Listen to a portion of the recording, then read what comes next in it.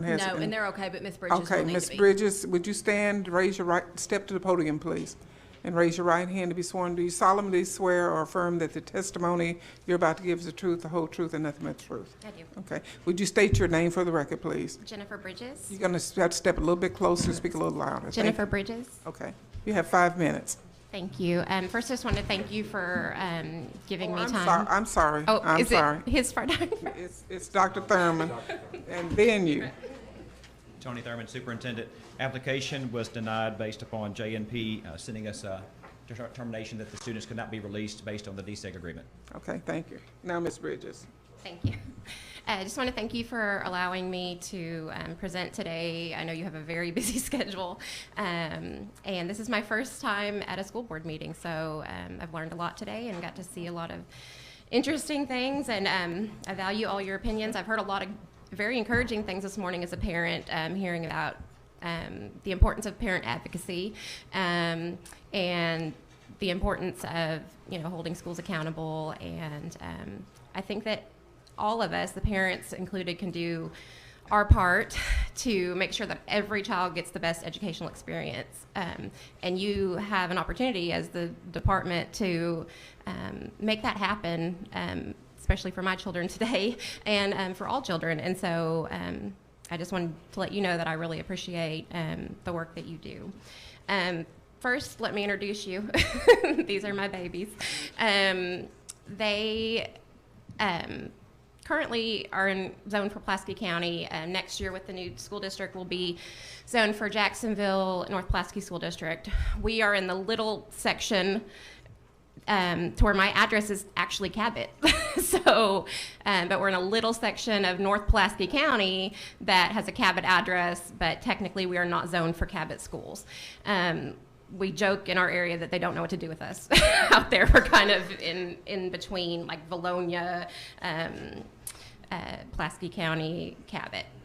So with that being said, I have the privilege of going into Cabot schools on a regular basis. I contract occupational therapy services to the special ed department in Cabot schools.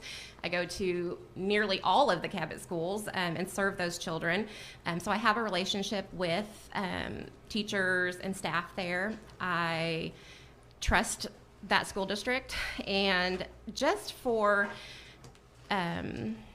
really just for the basis of parent involvement, it would richly improve my children's academic experience for me to be able to be available to them on a daily basis. It makes little sense to me as a parent to go take my children to another school district and then I'm going to this other school district and providing services. My children would love for me to take them to school every day and to be there if they need me. And I know that's not a luxury all parents have, but I have the opportunity for that if you would grant my appeal. So my reasons for request, again, are just my address and my community identification as Cabot. I shop in Cabot.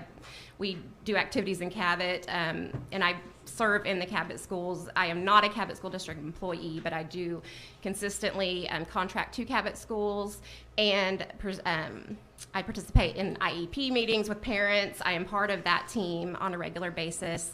So I'm there. I'm just not technically employed by Cabot. Also, I feel like that the denial based on the desegregation order is a little bit inappropriate for my situation. And the reason for that is that the school that my children are zoned for is Bayamita Elementary School. And printing off the data from the Department of Ed's website, that elementary school is already over 80% Caucasian. So my children moving out of that school is not really going to significantly impact racial balance. And that's not the reason I'm asking for a transfer, but it's the reason I'm being denied. So I just urge you to look at that on your own data, that my children going there is actually going to increase that ratio slightly. I know that some of the issues with the desegregation lawsuit and the reason for unitary status not being obtained yet is that Pulaski County had the burden of proof to explain why they had one race classrooms and some of those things, and that was one of the criteria that they hadn't met yet. my children are just going to be another potential barrier to that. So I would say that I feel that the reason that I was denied is not applicable in my situation. That's not the reason I'm transferring. But that's the reason I'm being denied yet again. So you can see on that based on your data, Bayamita Elementary School is 85% white. So my children are two more, and I don't even want to have to go into those, but that's what I'm being forced to go into, that, that topic of where do my children fit in, and address that topic, because that's what I have to try to argue to you today, unfortunately. If I could conclude also, just for ease of family dynamics too, that for me, I'm having to leave work at 2 o'clock because Pulaski County lets out at 2:30. And so to be able to get from Cabot to Pulaski County and back, it puts a little bit of a financial strain on my family too. So just for that point too, financially, I could accrue more work hours and be more of an effective parent, working parent. If my children simply were allowed to go to Cabot, I could extend my work day, and that would help us financially also. So for all those reasons, I hope that you would consider my appeal. Thank you, Ms. Bridges. Mr. Richards, I'm sorry, Ms. Savage, you have a question? Ms. Bridges? No, You do go not. ahead, I'll ask Anybody one. have a question? Okay, Mr. Richardson or Mr. Wood?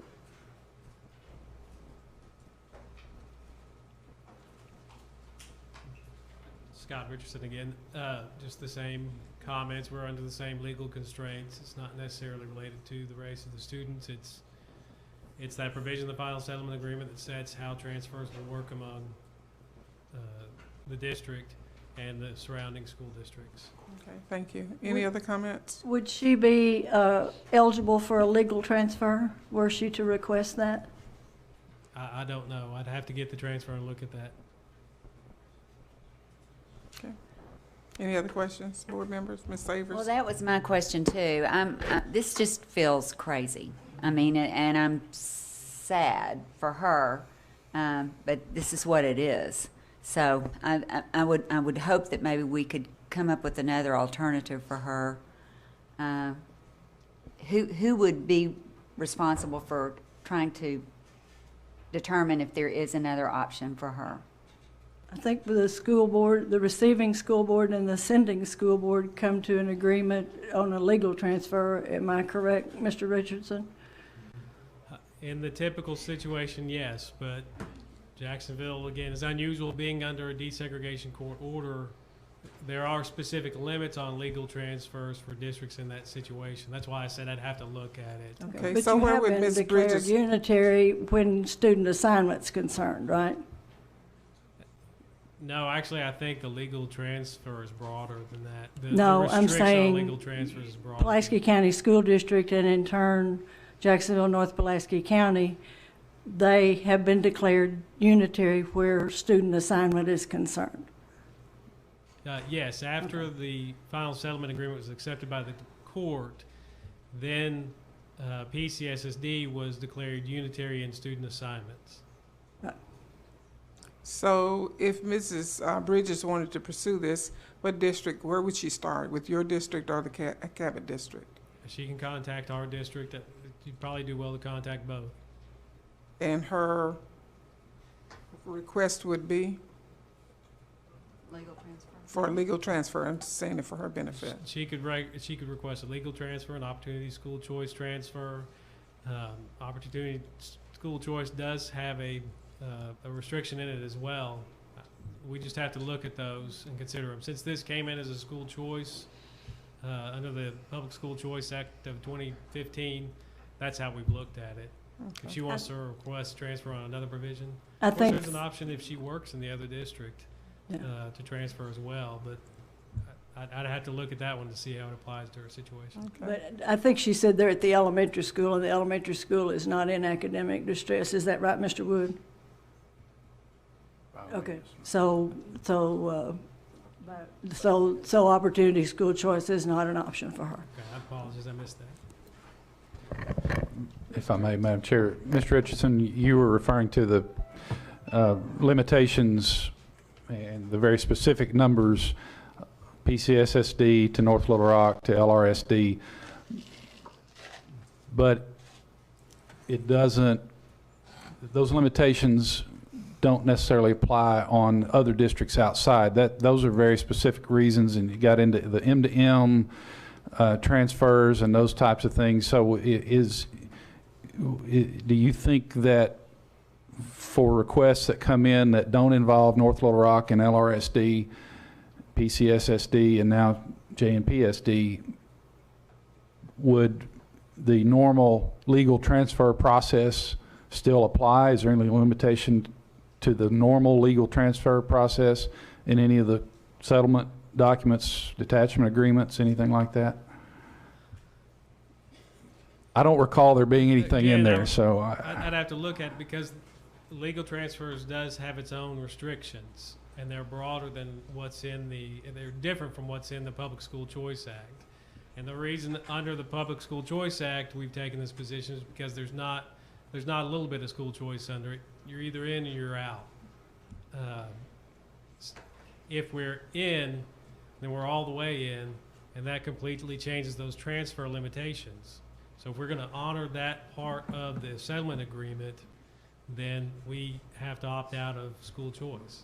yeah, I'm not talking about school choice here. I'm just talking about on the legal transfer in that other code section. It applied to the 4 in the agreement, and Cabot is not in the agreement, so it may or may not apply to them. Again, I'd be happy to look at that if she wants to submit a legal transfer. Ms. Saver. So just to clarify, Jacksonville chose not to participate in school choice? Yes. It was a choice, or you ordered not to? Well, the agreement requires us to abide by the exemption provisions, and the way we understand that is we have to opt out. We made the choice, the board made that selection, but I'm not sure that there was a lot of choice to that. I think those rules were set for the district before it was created. Even though Little Rock and North Little Rock is a part of the same agreement and they opt for choice. Well, of course, that limit doesn't apply to Little Rock and North Little Rock. It only applies to transfers in and out of PCSSD. To those other districts as legal transfers. Right, but the agreement doesn't put any limit on Little Rock or North Little Rock, or what the transfers they want to grant in and out. It's just the unique situation that Jacksonville is in, detaching from PCSSD. Any other questions? We ask Dr. Barth. Well, I just wanted to say to Ms. Bridges, you're a very effective advocate for your children. So I wanted to voice that. But Ms. Bridges, would you come back to the podium, please, in the event that you have any questions of clarification or any closing comments? I'm very thankful for all your questions. They were the same questions I had in trying to figure this out, coming from the standpoint of not knowing what my rights were, really. And I consider myself a pretty good Google search engine worker. And I dug everywhere to try to figure out how am I being denied on this legislation with the new formation of the Jacksonville School District. And I found one little tiny thing where it said, and after about 50 searches and reading late at night, where it said that Jacksonville, yes, that the physical boundaries of the original Pulaski County School District, any district created therein would be subsequently held to those original standards. So I said, oh, okay, that's where it's coming from. But on a logical level, and on just in the best interest of our kids, I feel like that this whole transition, and I wish Jacksonville School District the best. I hope that they just really blossom and grow and do great things for their kids. And, but I feel like that this transition has been a very confusing one for parents, us that are being rezoned. I had even put in my original appeal that when I looked on the website, on the Arkansas Department of Education website, for schools listed that were exempt from school choice, it did not have Jacksonville North Pulaski School District listed. So therefore, when I submitted my school choice application, at that point, I didn't think that they were going to be under that. And again, when I did my research, that was after I'd received all of the denial. So I tried to abide by the rules, and I thought I was doing things in the proper way that a parent should go about things. Now, with the legal transfer, I, again, have tried to call different, some people at Cabot admin have been helpful trying to help me through this process. Just what's the next step, what I need to do legally, what's the steps, and that's why I'm here today. I got here today because they were able to tell me what my rights were and what the process was. With the legal transfer, I was told that I also was not eligible for that because of the same, and that's kind of what he reiterated, because of the same issue. So it's kind of like it doesn't matter if I'm doing school choice or legal transfer. The issue is, are they still being held to that same, to the same standard and the same, because of this desegregation issue, which I feel is not applicable, at least in my situation. And I mean, it's 30-year-old legislation, and we're making progress, you know, in those areas. And I just feel like most areas in the school have school choice, or in the state have school choice. Most parents, you know, don't have to come before you and plead their case, you know. And I'm willing to do that for my kids because I want what's best for my kids. And I feel like being with their mom and being able to,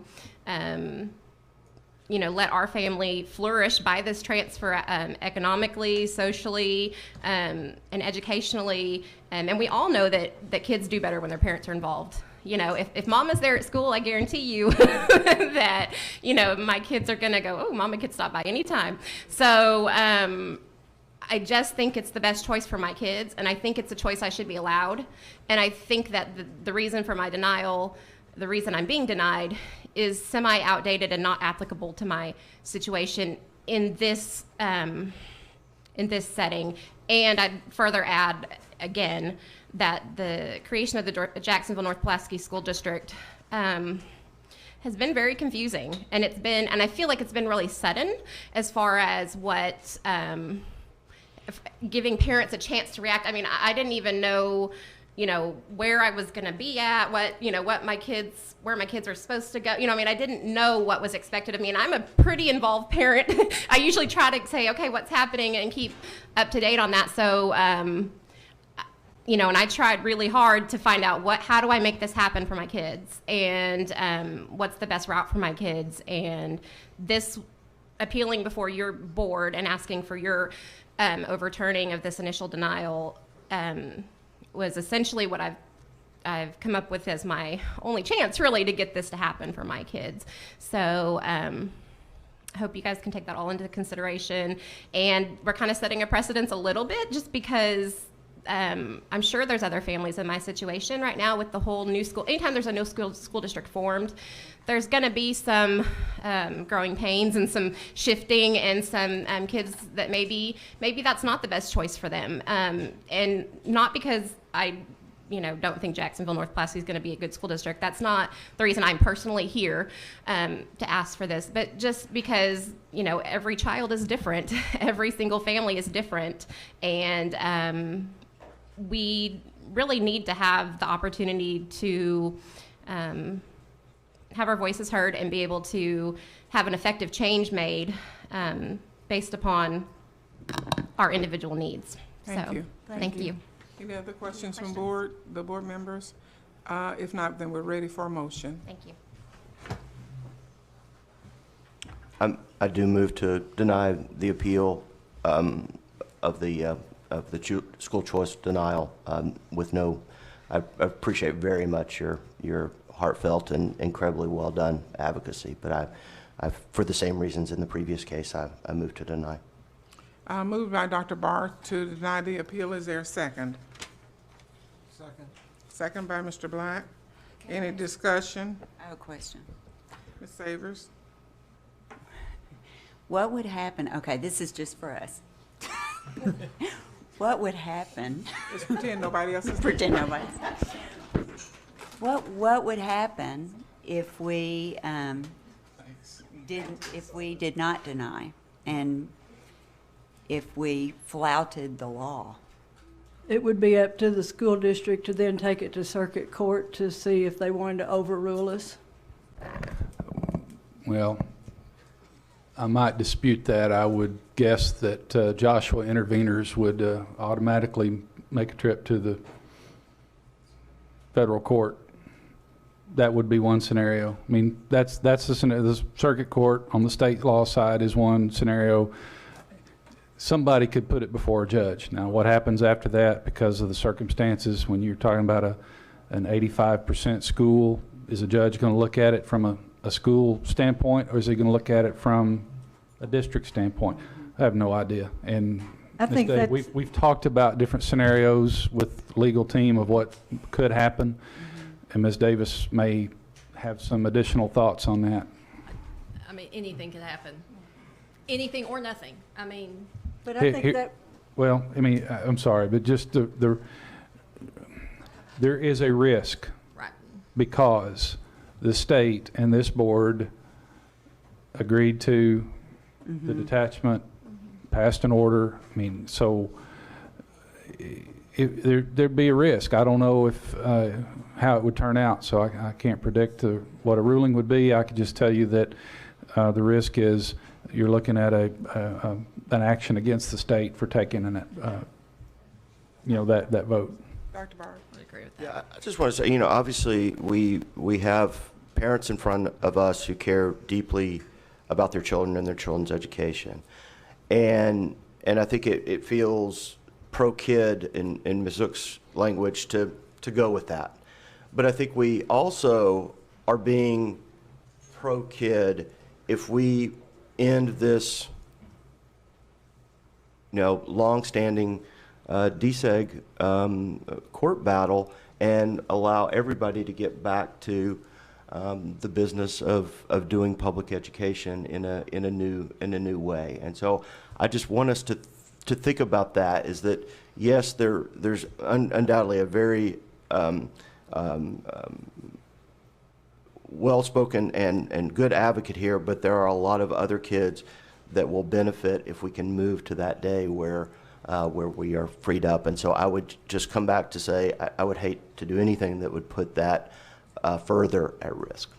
I guess that's why I don't understand why Jacksonville, and for Pulaski County for that matter, since they've been declared unitary where student assignment is concerned, to at least make the judge say that.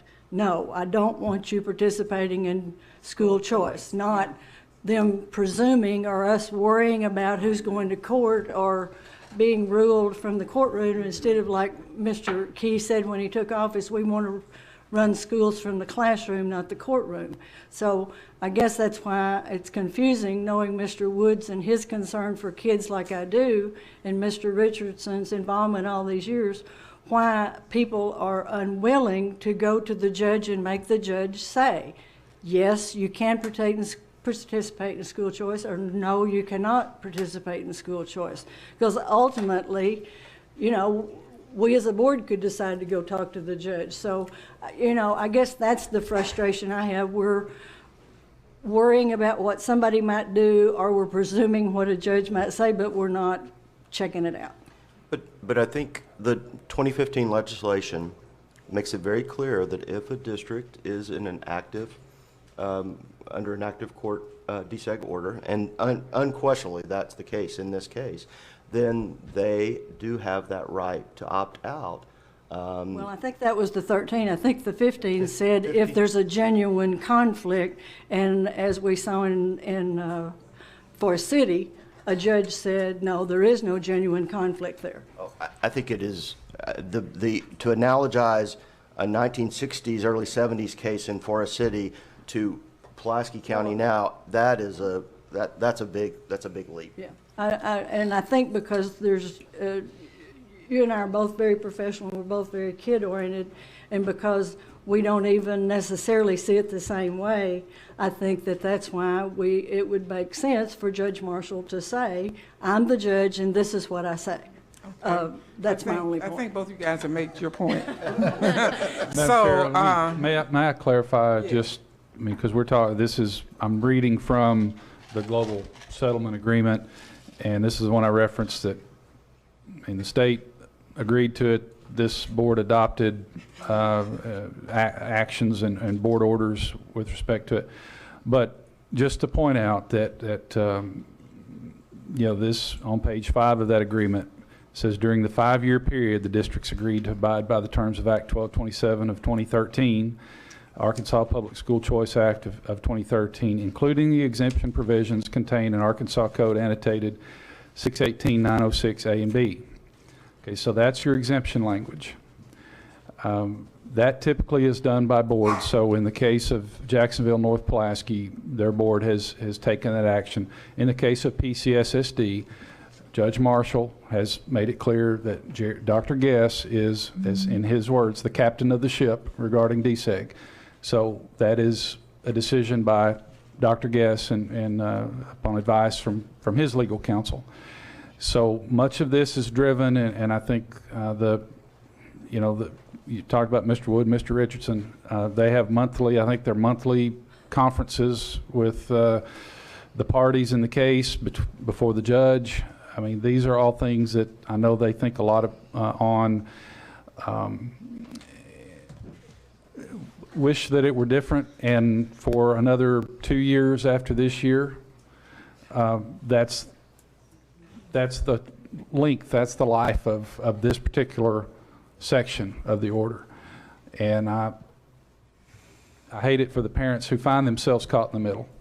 I just don't know that you all have, and that we as a department have any wiggle room at all. Okay. Here's where we are. We have a motion by Dr. Barth and a second by Mr. Black that the appeal of school choice application be denied by, for the Bridges family. We're ready for a vote. All those in favor? Aye. Aye. Any opposed? No. 2 opposed, then the motion passes.